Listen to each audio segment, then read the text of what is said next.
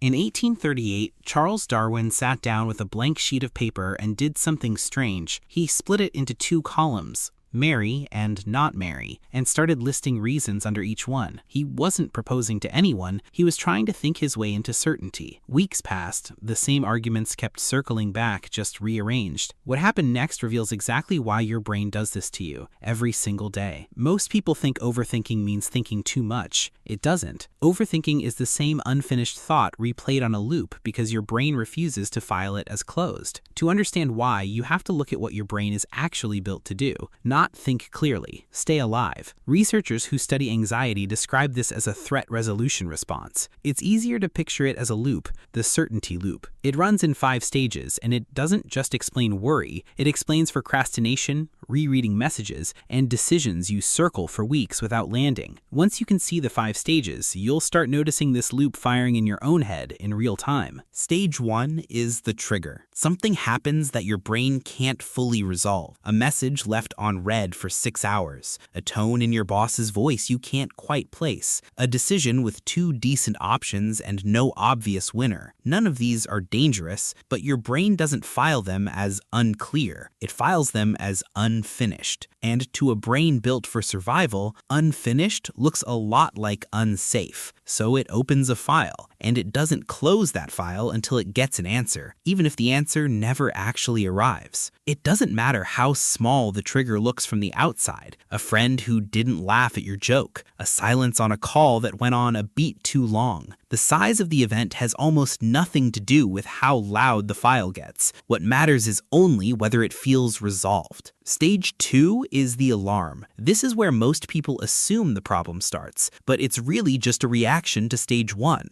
Your nervous system was shaped in an environment where not knowing something could get you killed. The wrong sound in the dark, the wrong read on a stranger's face. Psychologists call this a negativity bias. The brain is built to weigh a possible threat far more heavily than a possible reward. That wiring never left. So when a low-stakes modern problem shows up, like a vague reply from a coworker, the same old alarm fires anyway. Not because the situation is dangerous, because it isn't resolved. There's a second layer to this alarm, and it's the one that fires hardest in social situations. For most of human history, being misread by your tribe wasn't a minor embarrassment. It could mean exclusion, and exclusion could mean death. Neuroscientists have found that social rejection activates some of the same brain regions as physical pain. That's why replaying an awkward conversation can feel almost identical to nursing a wound. Your brain isn't being dramatic, it's running ancient software on a modern, low-stakes event. But here's what nobody tells you about that alarm. It doesn't come with an off switch. It only comes with a next step. Stage 3, the chase. This is the part everyone calls overthinking. Once the alarm fires, your brain reaches for the fastest tool it has to feel safe again, and that tool is thought. So you replay the conversation, you rehearse the reply you didn't send 3 or 4 different ways.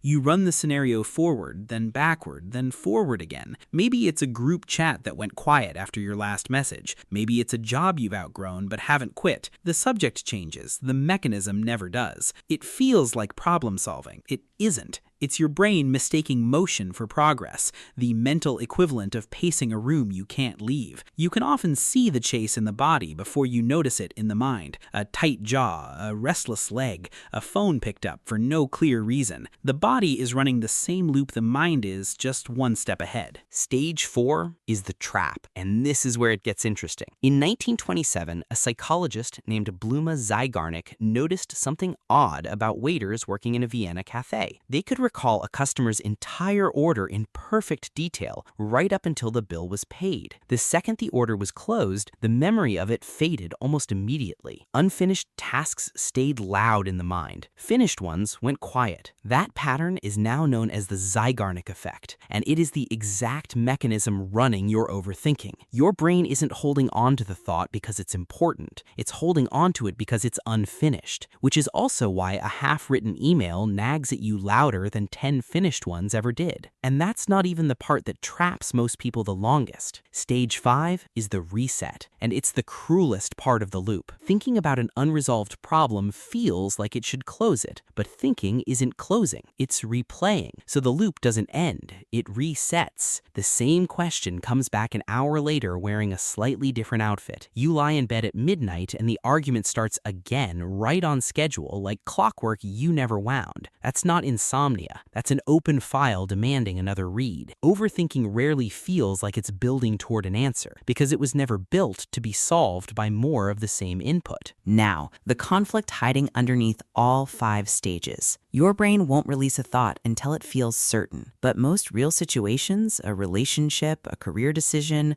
a conversation you can't take back, don't come with certainty available on demand. You can research a choice for months and still not know how it plays out, because outcomes depend on other people, timing, and luck, none of which your thinking can control, no matter how long you sit with it. There's a second force making this worse. Behavioral researchers have found that the fear of a bad outcome tends to weigh roughly twice as heavily on the mind as the appeal of a good one. So the loop isn't just chasing certainty, it's chasing safety from a loss it hasn't even confirmed is coming. That mismatch, a system demanding a resolution that reality often can't supply, is where overthinking actually lives. And that's exactly when things start to become predictable, not just explainable. Once you understand the loop, you can predict when it will hit before it does. It shows up whenever 3 conditions line up at once. The outcome is ambiguous, the stakes feel personal, and there's no deadline forcing a decision. Remove any one of those 3 conditions, and the loop loses most of its power. You can test this on other people too. Watch a friend agonize over a decision,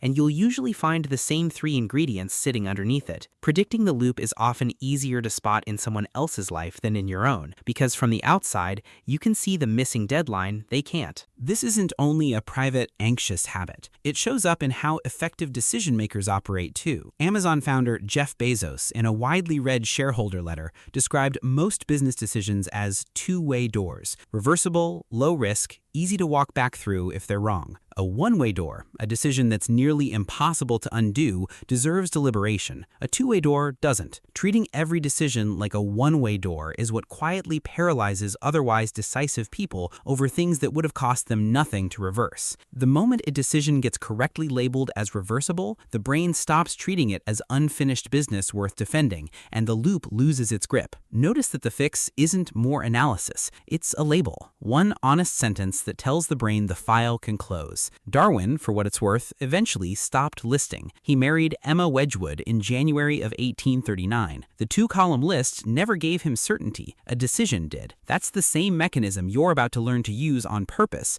instead of waiting for your brain to stumble into it by accident. If this framework is starting to click, do us a favor and tap that like button and subscribe to the channel. It genuinely helps this channel grow. Here's how this works in real life. Catch yourself replaying a conversation and don't think your way out. That only feeds the chase. Force an artificial close instead. Set a 2-minute timer, write the worry on paper, and put a small decision next to it. Rereading a text for the 10th time? Write the reply and schedule it to send in 10 minutes instead of drafting it 40 different ways. Facing a bigger call, a job offer, a move, a talk you keep avoiding? Ask if it's really a one-way door or a two-way one. Then set a real deadline and let the deadline decide, not one more lap around the same 3 thoughts. The loop was never asking for a perfect answer. It only wanted an ending. Overthinking was never really about your problem. It was about your brain refusing to close a loop it couldn't verify was safe. The fix isn't thinking harder. It's giving your mind a clear ending it can actually trust. The next time your mind won't let something go, stop asking what you should think. Ask what would close it. Write it down. Decide. Move. Closure was always the answer your brain was waiting for.